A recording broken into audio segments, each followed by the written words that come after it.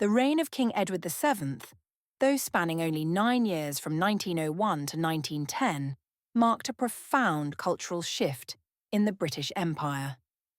It was the twilight of the Victorian era, a period characterised by rigid morality and industrial prowess, giving way to the Edwardian summer, an age of ostentatious wealth, leisure, and a relaxation of social mores. However, within the heart of this transition lay the domestic sphere of the king himself, then the Prince of Wales, and his wife, Princess Alexandra of Denmark. Their household at Marlborough House in London and Sandringham in Norfolk was a world unto itself, a domestic hothouse where the 6 children of the Wales dynasty were raised in an atmosphere of stifling affection, profound isolation, and educational neglect. Prince Albert Edward, known as Bertie, was a man of voracious appetites, whose philandering and hedonism were open secrets in European courts. In contrast, Princess Alexandra, known universally to her family as Alex or Mother Dear, was a woman of singular beauty and possessiveness. Deafened by hereditary otosclerosis and arguably traumatized by the loss of her infant son and the political upheavals of her Danish homeland, Alexandra constructed a protective cocoon around her children. Unlike the rigorously academic and dutiful upbringing Queen Victoria had imposed on Bertie, a regimen that had arguably scarred him, Alexandra's approach was one of perpetual infantilization. She referred to her offspring as the children, well into their adult years, discouraged them from marrying, and demanded their constant presence and emotional devotion. The 6 children, Albert Victor, George, Louise, Victoria, Maud, and Alexander John, grew up wild, undereducated by the standards of their class, and emotionally arrested. They were ill-prepared for the complexities of the modern world or the heavy constitutional burdens that awaited them. Consequently, their lives became magnets for scandal. These were not merely the scandals of bad behaviour, though there was plenty of that. They were scandals born of vulnerability, of a clash between their sheltered upbringing and the ruthless scrutiny of a burgeoning mass media, and a democratisation of society that no longer held royalty as divinely untouchable. From the murky, gas-lit streets of the East End, where the eldest son was accused of the most infamous crimes of the century, to the frozen fjords of Norway, where a dynasty was arguably secured through secret medical intervention, the lives of the Wales siblings offer a darkened mirror to the Edwardian era. This report provides an exhaustive examination of these 6 lives, dissecting the rumours, the legal battles, and the personal tragedies that defined a generation of royalty lost in the shadow of the throne.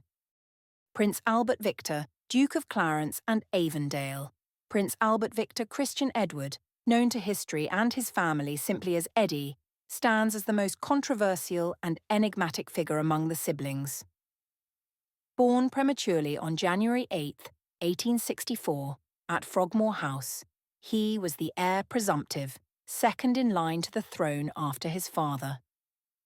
Yet, from his earliest days, he displayed a constitutional lethargy and a lack of intellectual vigour that deeply concerned his tutors and parents.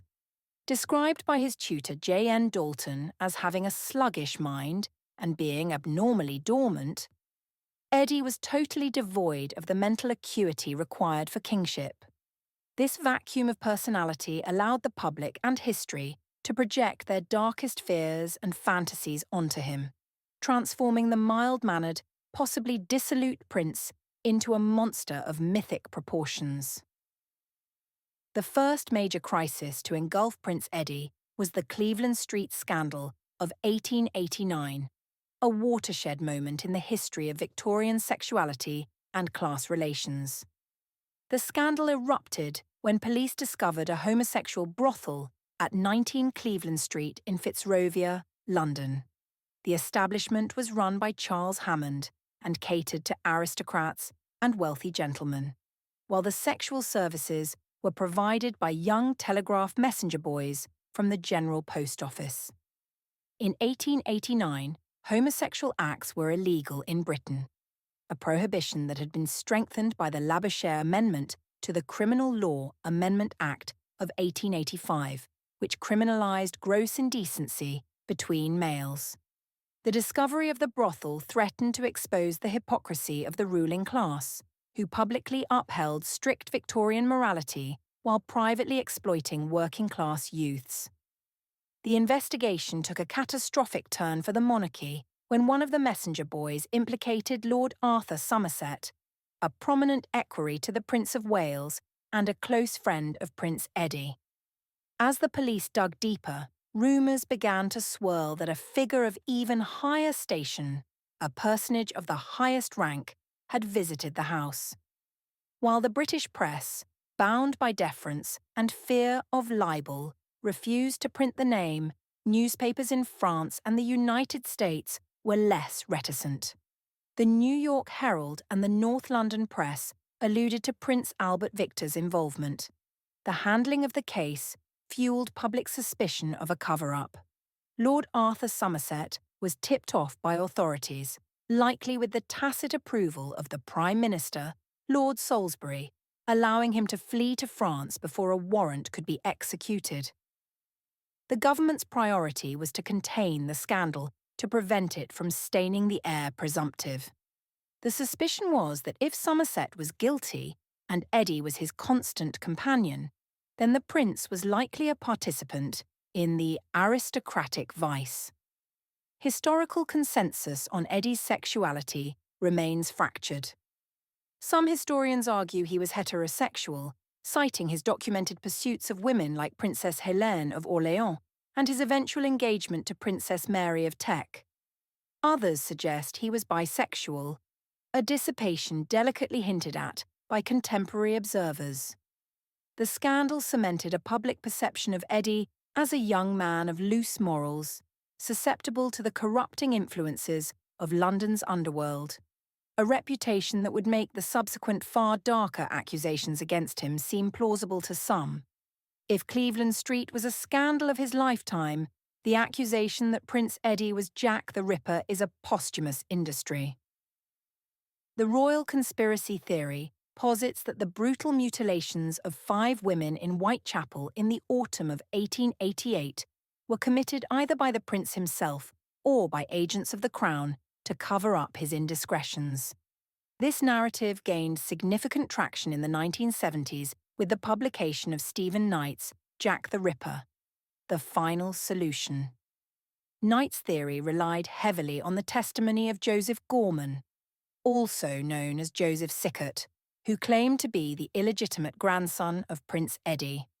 The story alleges that Eddie, wandering the East End under a pseudonym, met and secretly married a working-class Catholic shopgirl named Annie Crook. The couple purportedly had a child, Alice Crook. When the establishment discovered the union, which would have threatened the line of succession due to the Act of Settlement excluding Catholics, Annie was kidnapped and institutionalized. According to the theory, the canonical 5 Ripper victims were friends of Annie Crook who knew the secret and attempted to blackmail the government. They were subsequently silenced by the royal physician, Sir William Gull, in a series of Masonic ritual murders. While this theory has inspired countless films and graphic novels, it withstands zero historical scrutiny. The Alibi. Comprehensive analysis of the court circulars, royal diaries, and letters proves that Prince Albert Victor was nowhere near Whitechapel during the murders. On the night of the double event, September 30th, 1888, when Elizabeth Stride and Catherine Eddowes were killed, Eddie was at Abergeldy Castle in Scotland, dining with Queen Victoria. Other dates place him at Sandringham or York, surrounded by witnesses and household staff. The marriage. Under the Royal Marriages Act of 1772, any marriage contracted by the prince without the sovereign's consent would have been legally null and void. There would have been no need to murder witnesses to a marriage that, in the eyes of the law, did not exist. The source: Joseph Gorman later recanted his testimony, admitting to the Sunday Times that it was a hoax and a whopping fib. Despite the debunking, the Ripper myth persists because it fits the tragic archetype of Prince Eddie, a lost prince associated with vice, dying young, and leaving a void that the public filled with monsters. While the Ripper connection is fiction, the people involved were real. Annie Crook was a real woman, and she did have a daughter named Alice, born in 1885. The tragedy of Annie Crook was not that she was a royal wife, but that she was a poor woman who ended her days in a workhouse lunatic asylum. The attribution of her daughter's paternity to Prince Eddie is a cruel twist of history, taking the genuine suffering of a working-class family and repurposing it as royal gossip. Alice Crook's birth certificate lists her father as William Gorman, or leaves it blank, and there is no evidence Eddie ever met her.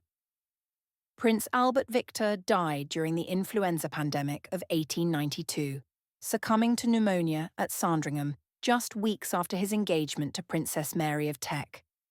His death changed the course of history, diverting the crown to his younger, sterner brother George, and sparing the monarchy the reign of a king who was, at best, incompetent and at worst compromised.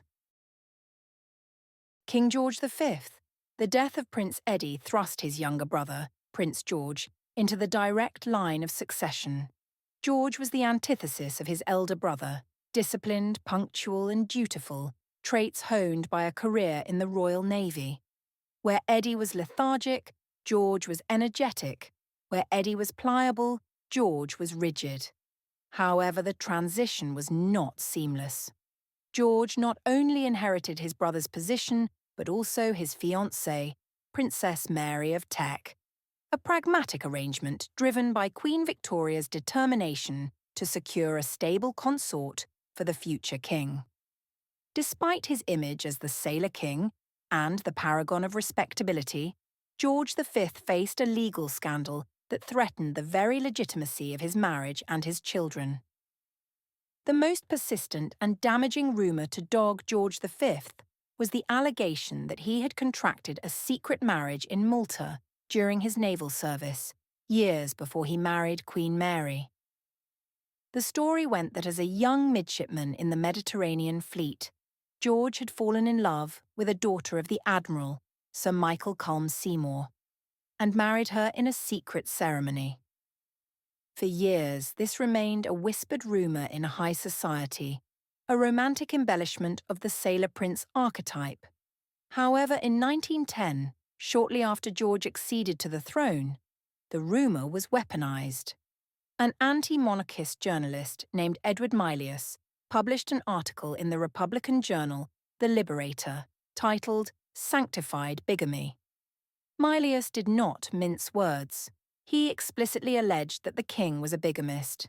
He claimed the marriage had taken place in Malta in 1890, that the bride was Mary Culm Seymour, and that the union had produced 3 children.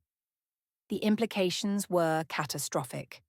If George was already married in 1890, his 1893 marriage to Mary of Teck was invalid.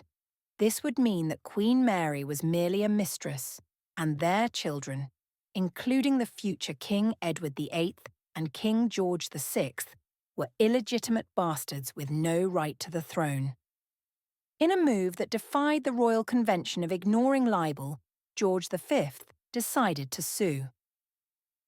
The political climate of 1910 to 1911 was volatile, with the constitutional crisis over the House of Lords and rising Labour unrest. The king and his advisers felt that allowing such a fundamental attack on the dynasty's legitimacy to go unchallenged was too dangerous. The trial of Edward Mylius in 1911 was a sensation. The Attorney General led the prosecution, dismantling the fabrication with forensic precision. The Crown presented overwhelming evidence. The alibi, ship's logs and official records proved that Prince George was not in Malta during the period alleged, 1888 to 1901, for the marriage, the wife. the defence's narrative collapsed regarding the identity of the alleged wife. Admiral Culm Seymour had 2 daughters. Laura Culm Seymour had died unmarried and had never met the prince. The other daughter, Mary Culm Seymour, had married a commoner and had not seen Prince George between the ages of 8 and 27. The witnesses. The Crown called witnesses from the Admiral's family and the Naval Service to testify to the impossibility of the relationship. Mylius was found guilty of criminal libel and sentenced to 12 months in prison. The trial was a decisive victory that publicly exonerated the king, yet the rumour lingered in the cultural subconscious, a ghost of the secret life that the public assumed all royals possessed. While the bigamy scandal was a legal battle, the true scandal of George V's life was domestic, his catastrophic parenting style. George V famously remarked to the Earl of Derby, "My father was frightened of his mother. I was frightened of my father, and I am damned well going to see to it that my children are frightened of me." This philosophy of intimidation had devastating consequences for the next generation. The hothouse of Alexandra's love was replaced by the quarterdeck of George's discipline. He bullied his sons, particularly the nervous and stammering Prince Albert, later George VI, and the rebellious Edward, later Edward VIII. This emotional abuse is widely credited by historians as the root cause of the abdication crisis of 1936. Edward VIII's emotional immaturity and need for a mother figure in Wallis Simpson were direct results of his father's tyranny and his mother's inability to intervene. Thus, the scandal of George V was not the fake marriage in Malta, but the very real destruction of his children's psyches behind palace walls. Louise, Princess Royal.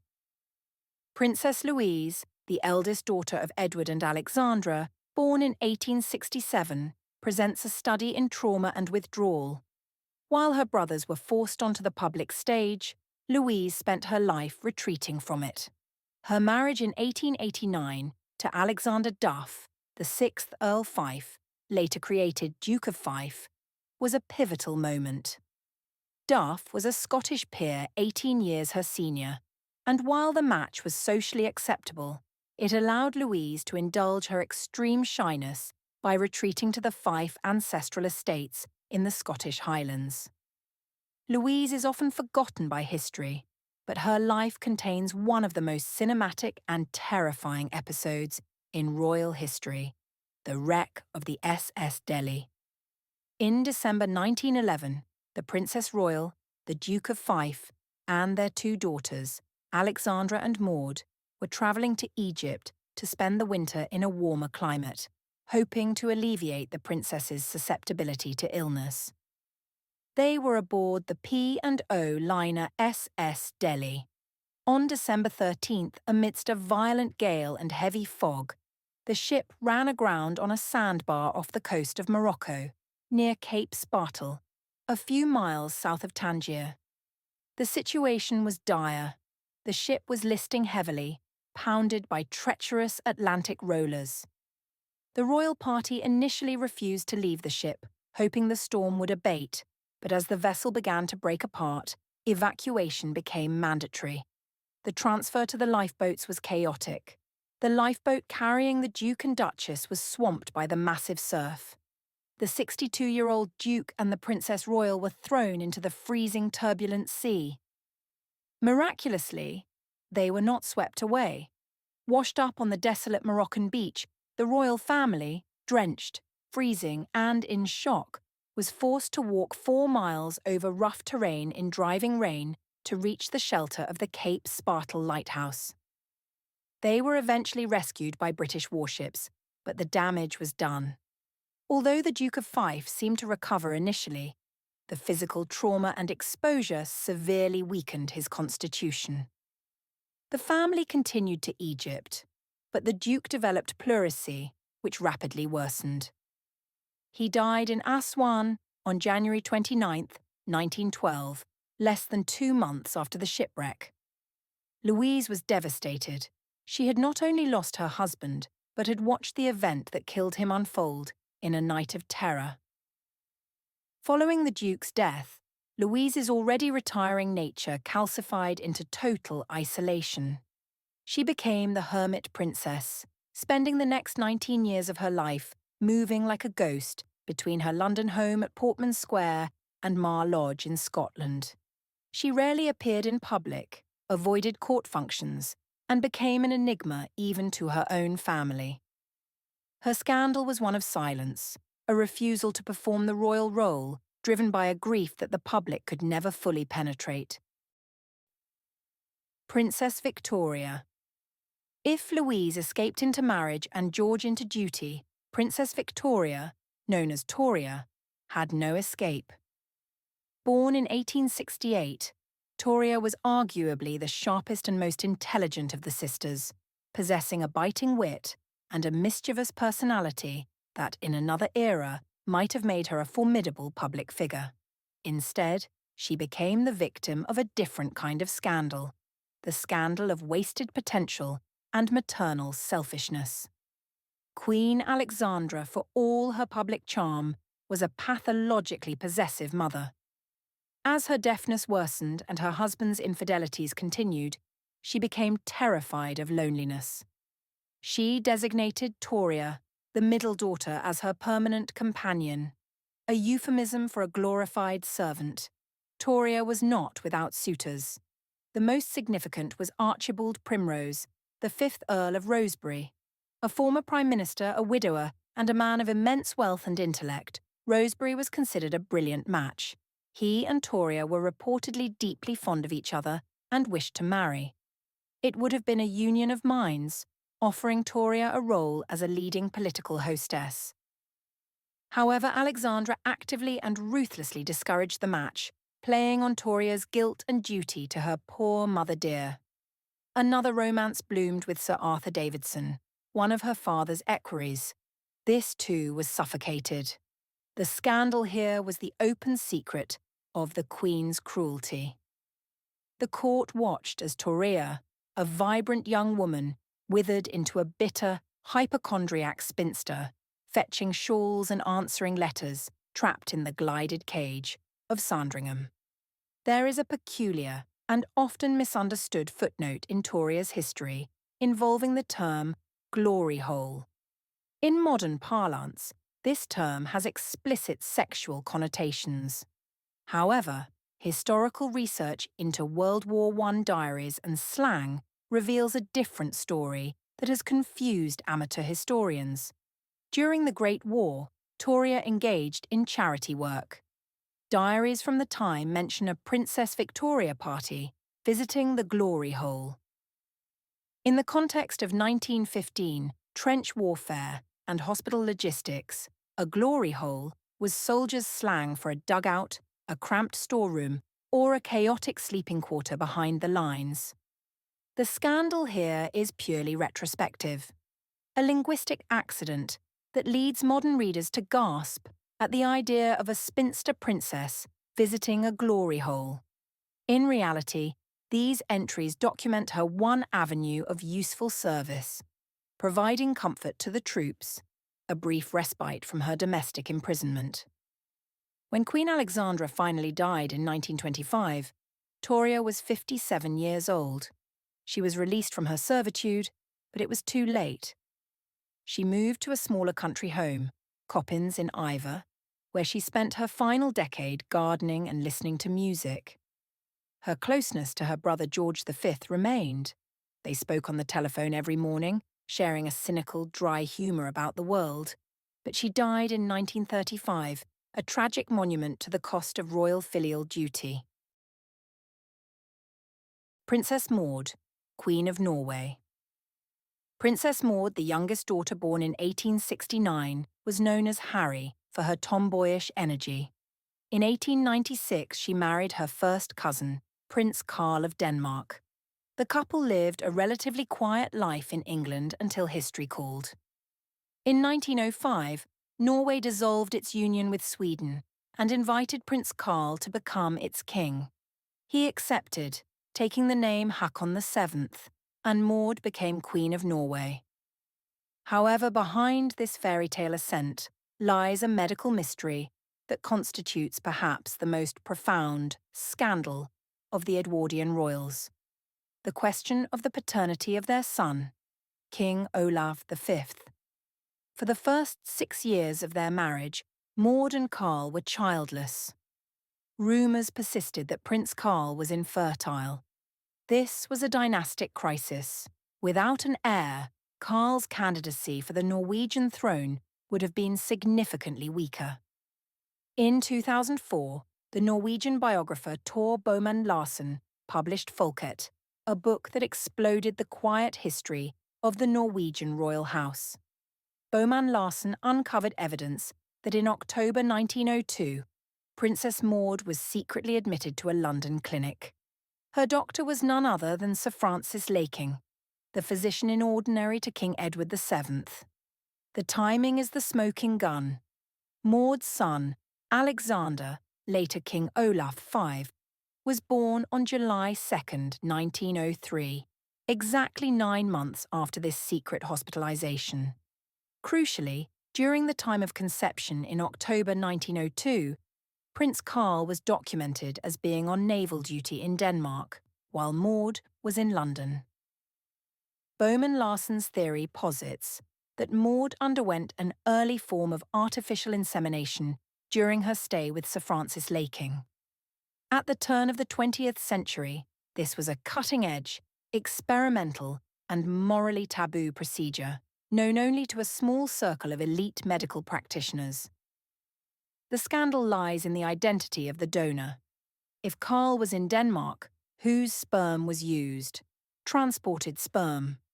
It is medically unlikely that sperm could have been successfully transported from Denmark to London and kept viable in 1902. The doctor's son. Some sensationalist interpretations of the theory suggest that the donor might have been Sir Francis Laking's own son, Guy Francis Laking, or another surrogate selected by the physician to ensure the line continued. If the theory holds, it implies that King Olaf V, the father of the current King Harold V, was not biologically a prince of Denmark, but potentially the biological son of a British commoner or doctor, inserted into the royal line to save the dynasty. The Norwegian royal court has maintained a dignified silence, stating only that King Olaf was the son of King Haakon, but the evidence of the secret treatment and the geographical separation of the parents remains a persistent historical shadow.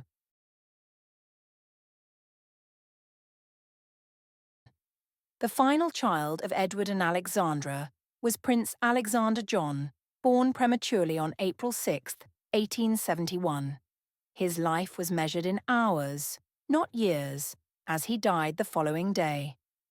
While the death of an infant was a common tragedy in the Victorian era, even among the elite, Alexander John's death had a lasting psychological impact on the family and contributed to a specific royal superstition. The infant was buried in a private ceremony at the Church of St. Mary Magdalene on the Sandringham estate. Alexandra was devastated. Her grief for the lost little boy fueled her subsequent possessiveness over her surviving children. She visited the grave faithfully, turning it into a shrine of maternal mourning. The death of Alexander John reinforced a long-standing belief in the House of Windsor that the name, John, was unlucky for the monarchy, tracing back to the disastrous reign of King John in the 13th century. This superstition was tragically validated a generation later. Despite the bad omen, George V named his youngest son John, Prince John, born 1905. This Prince John suffered from severe epilepsy and likely autism, was hidden away from the public at Wood Farm on the Sandringham estate, and died at the age of 13 in 1919, following a severe seizure. When the second Prince John died, Queen Alexandra wrote a heartbreaking letter to her daughter-in-law, Queen Mary, explicitly linking the two tragedies. Now our two darling Johnnies lie side by side. The short life of Alexander John serves as a grim bookend to the generation, a reminder of the fragility of the line and the pervasive gloom of mourning that lay beneath the glitter of the Edwardian court.